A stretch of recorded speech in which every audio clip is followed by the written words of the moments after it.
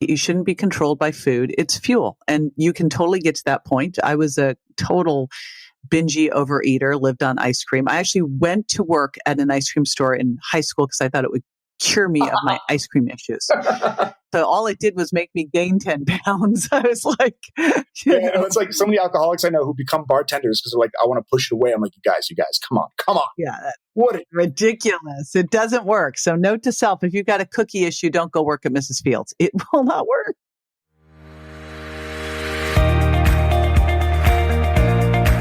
Hey, it's JJ and welcome to Ask the Health Expert. But this isn't just any old Ask the Health Expert session. This is your bonus session. Yes, it's the weekend, and because it's the weekend, we are going to take some time with an amazing expert. So be on the lookout for these Saturday Ask the Health Expert bonus sessions where we're going to go deep into an amazing subject with an incredible expert to give you actionable items that you can put into your life. Welcome to today's podcast. This is a fun topic. We are going to be talking about how you can get rid of bad habits and form good ones, and some really simple things that you can do to make these things stick. And I've been kind of obsessed. This is my year of habit shifting because last year I dropped a little bad habit that had started. Can I blame it on my husband? Probably not. After we started dating, we started having a bottle of wine every night. And over time, something happened and we didn't have a bottle of wine for a couple of days. And we're like, wow, we have so much more energy. And we stopped. And when we stopped, I didn't even pay attention to it. I just was like, gosh, I feel so much better. Wow, this is so much better. And I noticed if I drank anything but Dry Farm wines, we'll put Dry Farm in the show notes, that I felt crappy. And so now I only drink Dry Farm wines if I'm drinking wine. But I also don't drink very often, only if we're at some kind of a special event. Dropped 5 pounds, have way more energy, and it was just a habit shift. And it just made me start to go, okay, let's look at all the habits out there that are key. And I'm just going to pick one at a time because this is a journey, right? You're never done. And I'm going to work on one at a time. And so that's what I did. So I'm going to give you all my habit audit that I put together.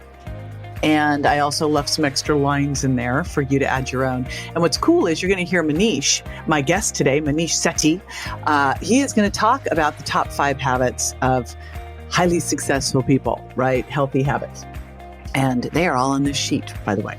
So that's where I'd start if any of these are not your habits. I'm betting since you're listening, they all are, but we always have room for improvement, right?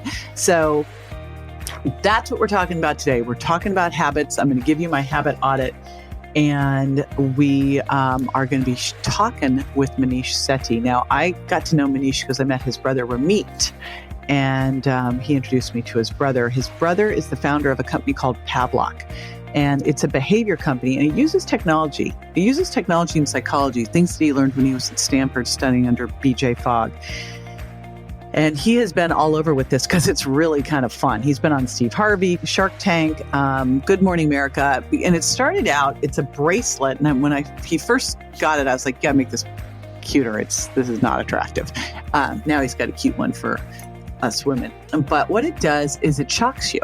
And so it can gamify you, improving your habits. He's going to explain how this all came to be. It's pretty funny.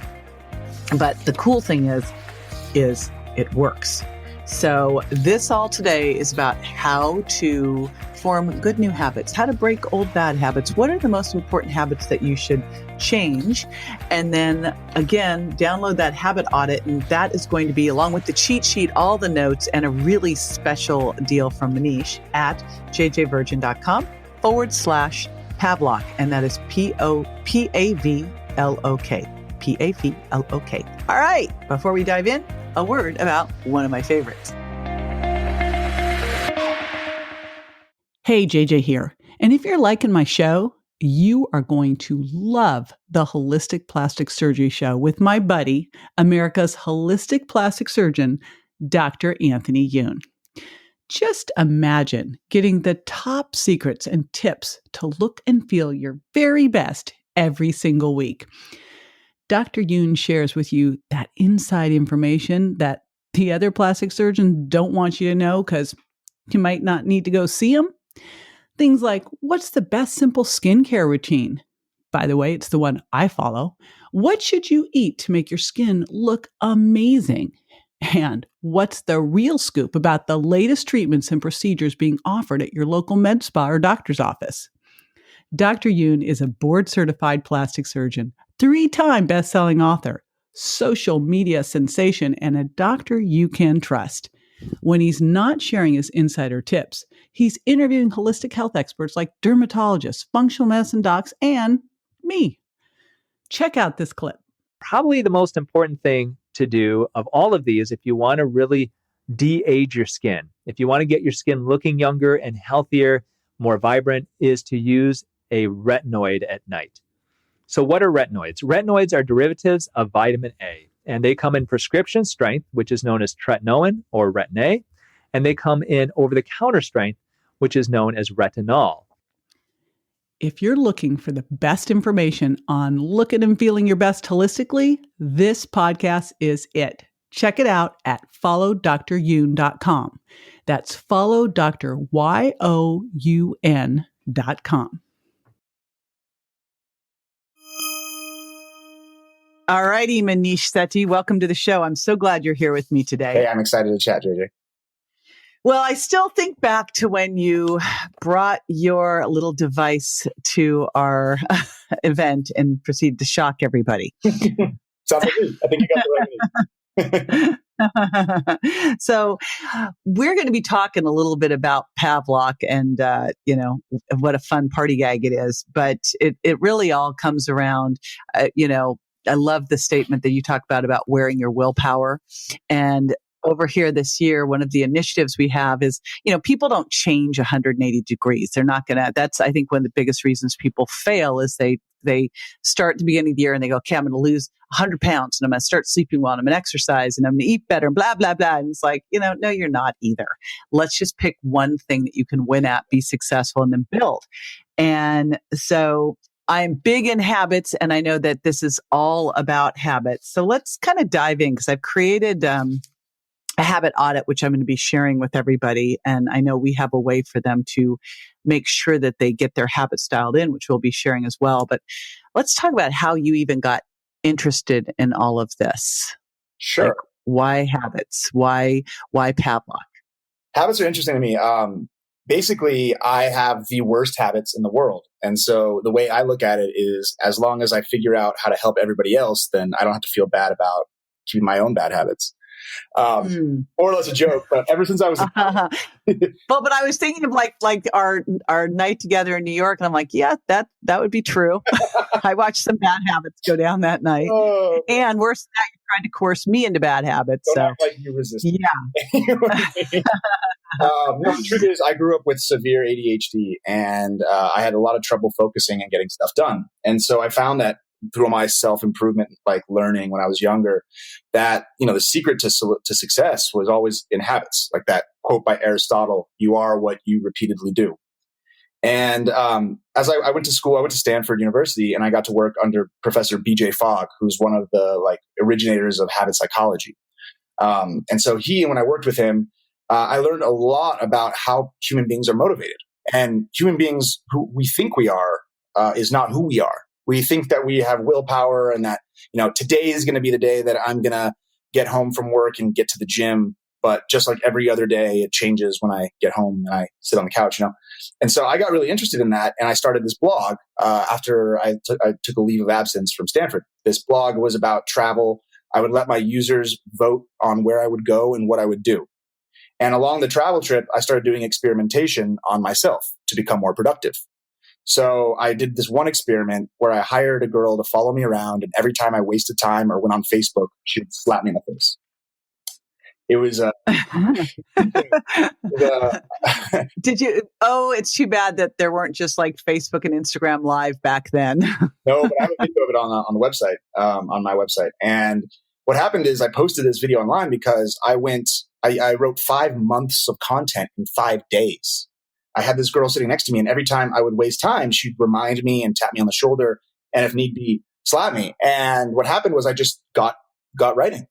And I posted this article online. It went viral. And I said a few weeks later, like, what if I made a dog collar that could zap me every time I went on Facebook? And that was the idea for Pavlok. It was a wearable device that doesn't just track what I do, but actually changes what I do.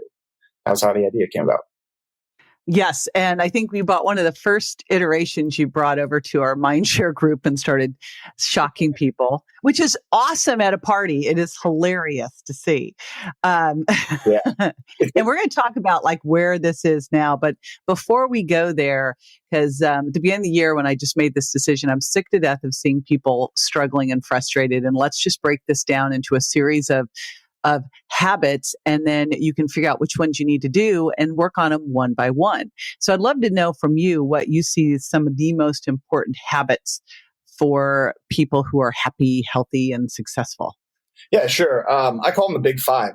And so if you took every human being in America or every human being in the world who's suffering from any sort of illness or problem or mental thought process, and you had all of them sleep a full night of 8 hours of sleep, and they all ate a relatively healthy diet, and they all exercised 3 to 5 times a week, and they all drank, a couple liters of water at least a day, and they all meditated, at least once a day, maybe once every few days. I think that you would find a massive shift in health across the entire population. The big five, I think, are sleep, eating well, exercising a little bit of mindfulness, and drinking water. And what we found is that they all kind of go together. It's like when you start focusing on one habit at a time for specifically sleep. If you start focusing on one habit at a time, the rest naturally fall into place. The anxiety, the continuous racket of talk in your mind starts to quiet down, and the ability for you to achieve goals and reduce compulsions just becomes natural. So if I were to say one thing, it would be sleep. If I were to say five, it would be five. I love that. It's funny. I just came back from a Tony Robbins event and, they tell you, okay, it starts at 9 in the morning. It ends at 11 or 12 at night. There's no breaks. I'm like, what? And, so I have to get 8 hours of sleep. Like that's it. Like I left at nights and went and got sleep, and I was with a bunch of people. All of them got sick. By the end, they were trashed. I'm like, you're not even learning anything anymore. You're just a puddle. But even worse, because I bet at Tony Robbins events, he's really good at like convincing you to upsell later on. And oh yeah, he wears you down. People bought everything. If you don't have enough sleep for several nights in a row, it's very easy to convince people of things. And so, that's actually part of his system. Now it's got its positives and negatives. So there you go. You guys gotta sleep. And having said that, it was an amazingly valuable seminar, but I also was wide awake throughout. So good for Now, let's talk about this, because you just named 5 that are definitely on my habit audit as like key ones. So I love that you said that. I also put in flossing, which is one that I need to get better on confidentially. And maybe the Pavlok can help me here. And so let's talk about what the heck the Pavlok is, because I keep saying that. People are like, what is that? And how does it help here? Sure. There is the Pavlok, which is a device, and then there's Pavlok, the company, which is what I really care about, which is we help you achieve your goals. We make sure that you hit your goals with habits and behavior, whatever it takes. And I found that our product is one of the keys or one of the best ways to help jumpstart that process. But in no way is this conversation or call or anything I do about selling a product. It's about teaching people how they can achieve the goals that they have. And so we at our company have a specific metric. We have a very specific, very high goal, very I don't know how to say the word, but extremely difficult to achieve goal. And that goal is 100% adherence to any goal or habit that any human being has by the time I die. So we have this green light that only turns on if 100% of our users hit 100% of their goals over the last 6 months. And I want that light on.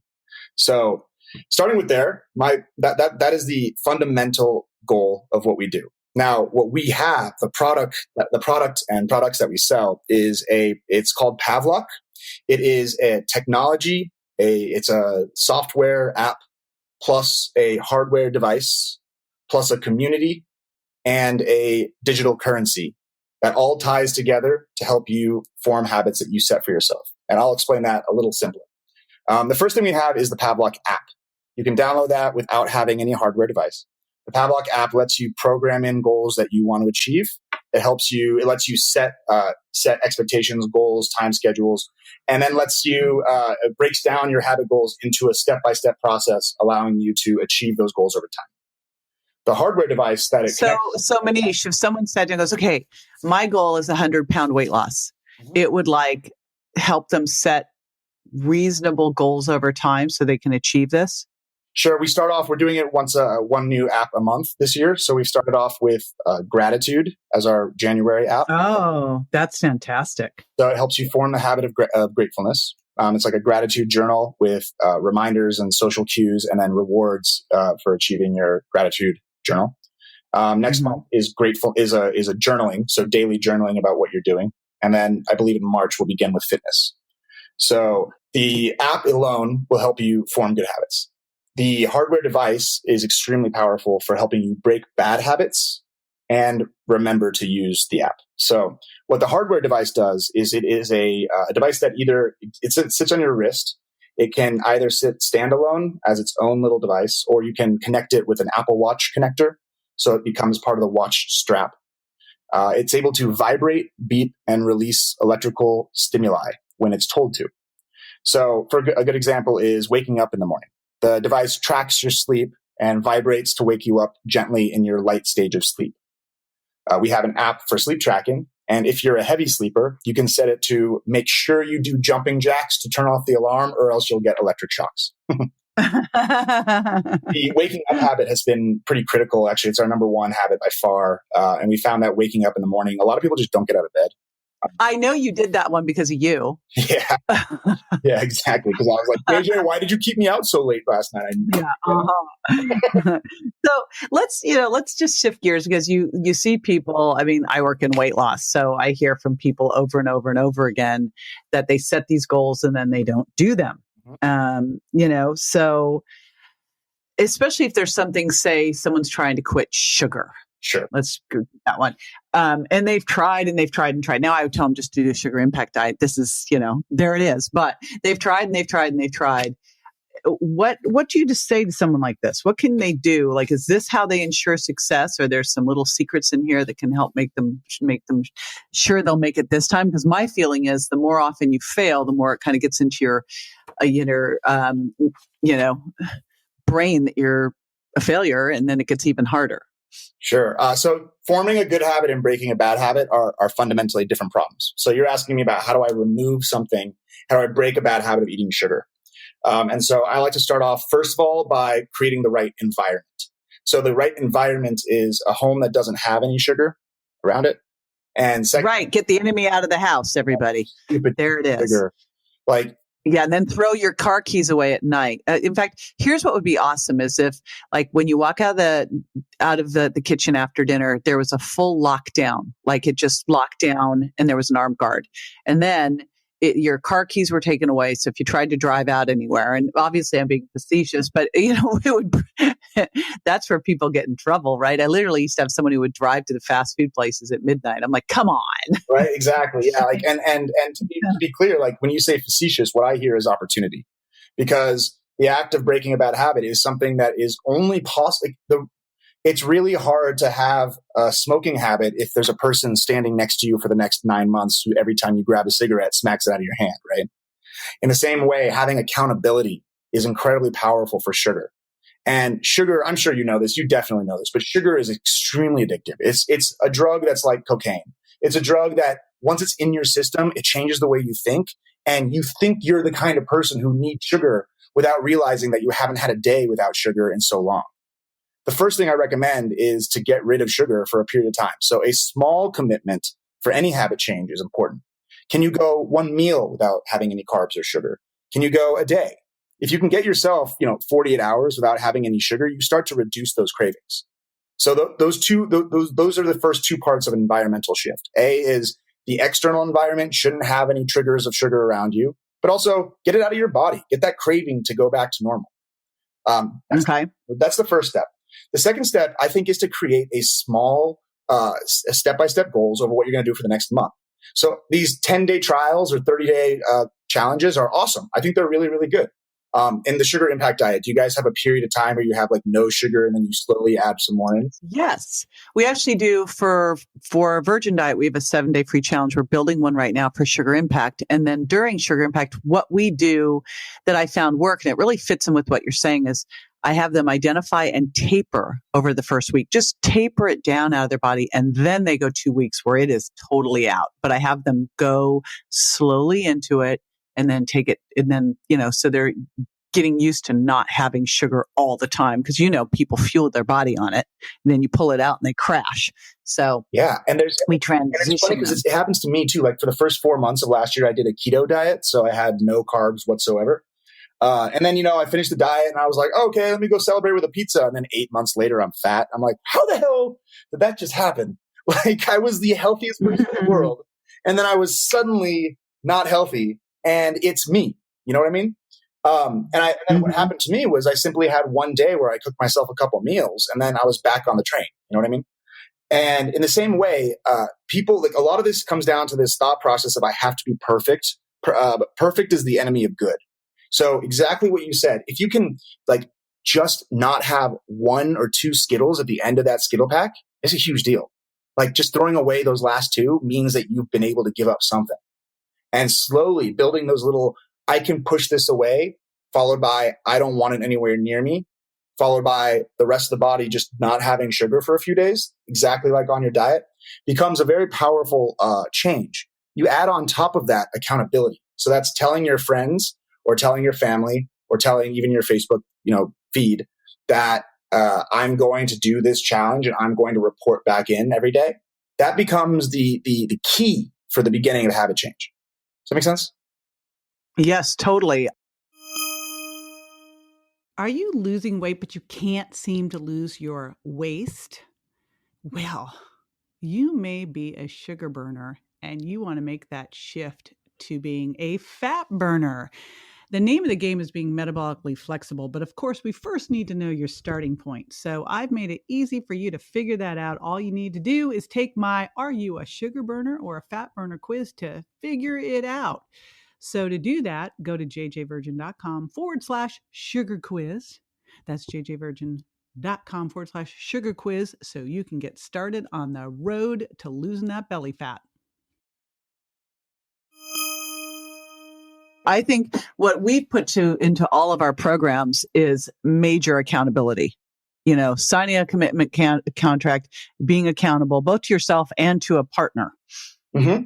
And also, I've noticed that, like with regards to sugar specifically, carbs are this really interesting. You can eat infinite carbs. It's really amazing. Like chips, like I can eat 2 or 3 bags and it doesn't feel like I'm full. But like you can't have 2 right. steaks, or you can't have like 4 pounds of vegetables and still feel like you are not full. So yeah, not only are you not full, you're actually, I remember one of my kids said this. He said, because I let them eat their Halloween candy because I knew what would happen. It made them sick and they never touched it again. And he literally said, I'm eating this and I feel sick and hungry. Like it was just making him hungrier. Yeah, it's almost like crazy. You do crack cocaine and it makes you feel a little sick and hungry. It's like, all right, well, I'll take your word for that one. I'm not saying I don't do crack cocaine. It's an addictive drug. Okay. Obviously, addictive drugs. It's like, I think we have a habit to break here. Oh, yeah, I know, exactly. No, of course, that's not exactly what, of course I don't do crack. But what I'm saying is addictive drugs do the same thing in your brain, just like sugar. Sugar is designed to make you excited because of the way we evolved. Sugar was not around, so when you got some, it meant that you had the calories to exist. Our brains and bodies evolved to like a little bit of it.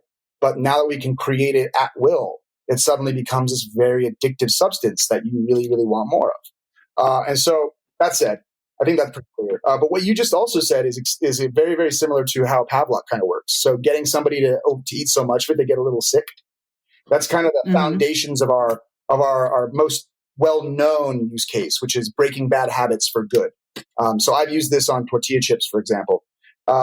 Like you said, if you get really sick on sugar, or if somebody drinks too much tequila, for example, and gets a little nauseous, sometimes that habit goes away forever. That's known as an aversion.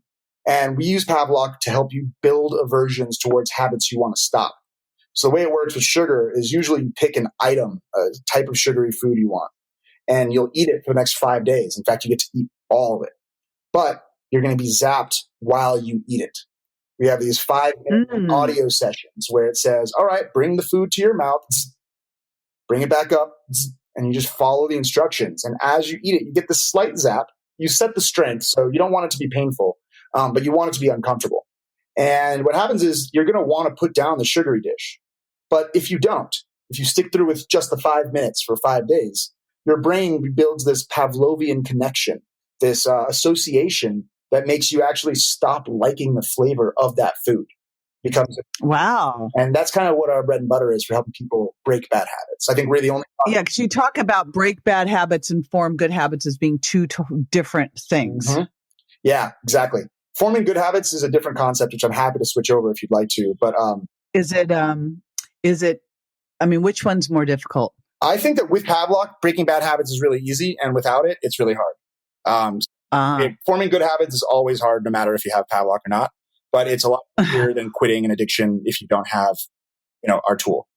So with regards to breaking a bad habit, if you don't have a Pavlok, no problem. You can download the app, and we explain how to use just a rubber band to get started. But that's actually how I started dealing with, all these negative thoughts and judgments, was just using a rubber band. Isn't it crazy how effective? Also, you start to notice the triggers a little earlier on in the day that are causing thoughts. A small rubber band is effective. Pavlok is very effective. But people just assume that they don't. We had this one user of our product early on. She had severe depression, and she asked me if Pavlok could help. And I said, look, I don't know about brain levels or anything, but I do believe that a lot of depression is a negative thought loop in the brain, and I could probably help with that. So for the next few days, whenever you catch yourself in a negative thought sequence, zap yourself, smile, and text me where you are. And so the first day, she caught herself at work. The second day, she was on her way to work. On the third day, she was reaching for her front door. Fourth day, front door. Fifth day, front door. And I said, what's going on with your front door? What is there? Well, there was a flower vase sitting next to her front door. She and her twin sister, when she was 16, had a birthday party. Her sister got a ton of gifts, and she got nothing. And her twin sister said, here, have this flower vase. Well, that vase was triggering thoughts of nobody loves me and nobody cares. All she did was throw away the flower vase, and her depression drastically reduced. She didn't feel symptoms until 4 p.m. the next day. It was insane. Wow. Removing triggers. Just connecting the dots. Yeah, Yeah. You can't eat sugar. You can't eat sugar if there's no sugar in a 100-mile radius of you, right? You can't trigger these things unless you have a trigger.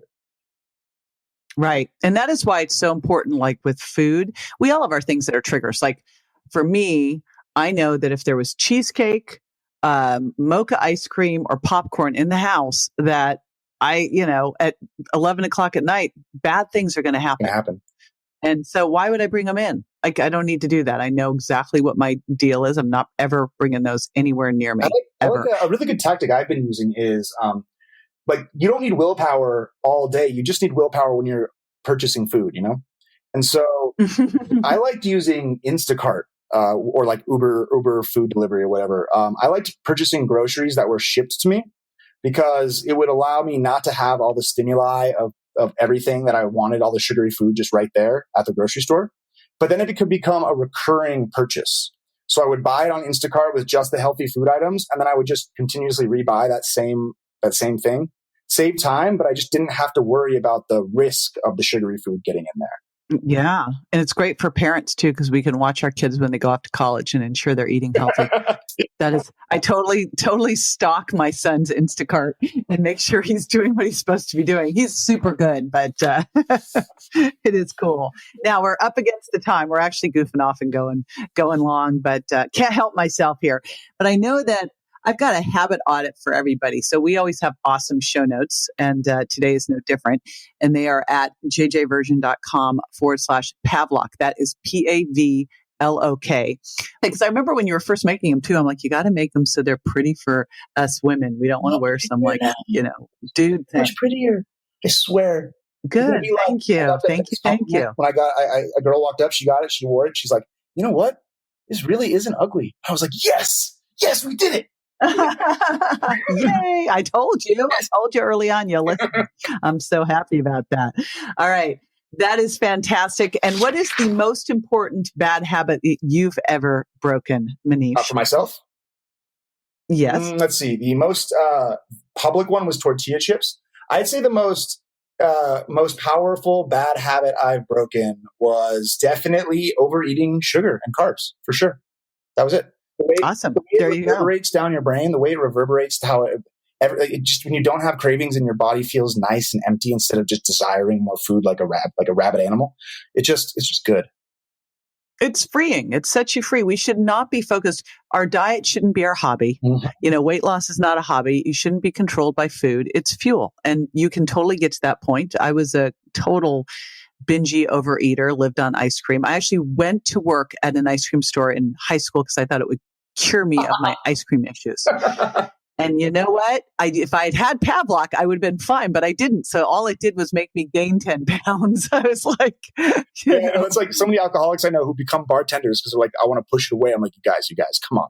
Yeah. What? Ridiculous. It doesn't work. So note to self, if you've got a cookie issue, don't go work at Mrs. Fields. It will not work. It won't work. So again, I want to remind everyone, jjvirgin.com/Pavlok. And that is Pavlok. Hey, this is one of those things, honestly, Maneesh, this is for everybody because the way you become amazing in life is purely by your habits. Your habits take you down or your habits lift you up. And so here's now a way to help form good ones and break bad ones. Now we know that's different, and a simple tool to be able to help you do it. So make sure you go there, grab that special deal. And Maneesh, it's been awesome. Thank you so much for making the time. Thank you so much for inviting me, JJ. There was your deep dive bonus episode of Ask the Health Expert. We will be dropping these bonus episodes as amazing experts and incredible titles come to us. You don't want to miss out on this, do ya? Stay in the know, be the first to know. Go to subscribe to jj.com and I'll hook you up.